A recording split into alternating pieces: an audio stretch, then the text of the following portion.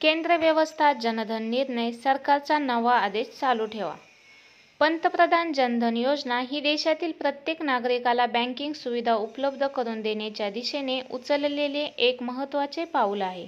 या योजनेअंतर्गत कोट्यावधी लोकांनी बँक खाते उघडले आहेत. काय होईल जर केवायसी केली नाही तर? जर आपण आपले केवायसी अपडेट केले नाही तर आपले बँक खाते बंद होऊ शकते. त्यामुळे आपण याबाबत सतर्क राहा आणि लवकरात लवकर आपले केवायसी अपडेट करा.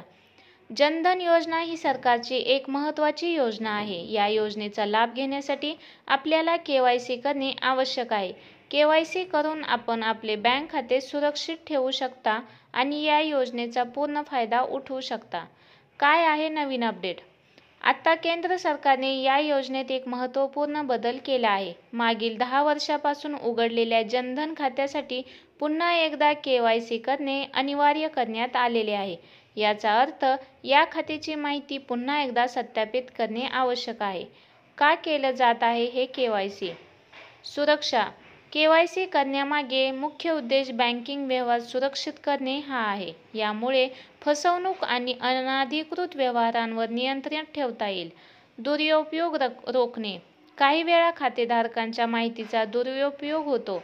केवायसी करून ही समस्या दूर करण्याचा प्रयत्न आहे. योजनेची प्रभावी अंमलबजावणी.